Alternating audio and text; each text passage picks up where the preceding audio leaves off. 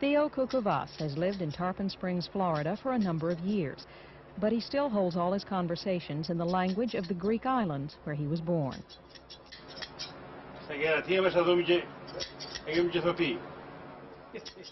Plenty of other people in Tarpon Springs understand him. 1/3 of the people in the town were either born in Greece or are entirely of Greek descent.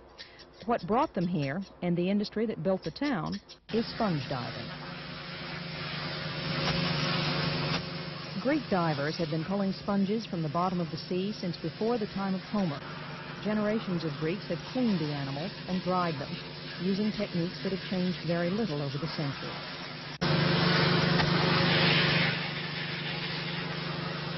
Just over a century ago, when an entrepreneur living on the west coast of Florida decided to harvest the sponges in the Gulf of Mexico, he imported divers from Greece and set up his headquarters in the little town of Tarpon Springs. By the 1920s, when these pictures were taken, hundreds of Greek divers living in Tarpon Springs brought up thousands of sponges each year.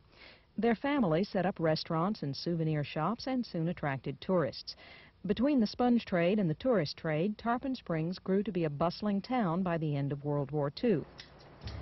But in the late 1940s, disease wiped out most of the sponges. That and the discovery of the cellulose sponge just about wiped out the sponge trade here.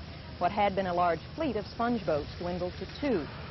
And for almost 40 years, Tarpon Springs was economically dependent on the tourist trade. Many of the younger generation of Greek Americans left Tarpon Springs.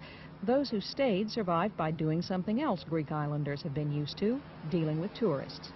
They opened restaurants and souvenir shops, many of them selling sponges that came from the Mediterranean. They created an atmosphere that attracted retirees and artists. But all that was left of sponge diving in Tarpon Springs was a show put on for the tourists. But in the last few years, the sponge industry has changed again.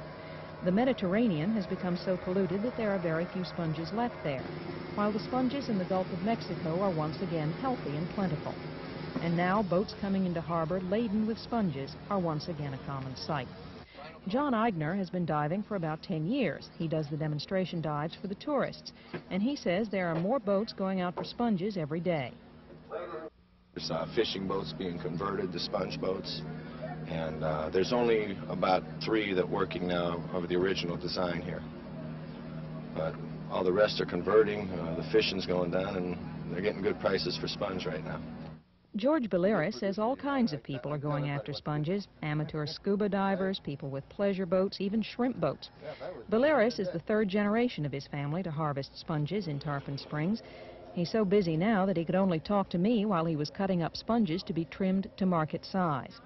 He says he's glad the industry's coming back, not only because he stands to make a great deal of money, but because of what working in it can teach people: respect for water, respect for oneself, and the importance of being able to make a decision.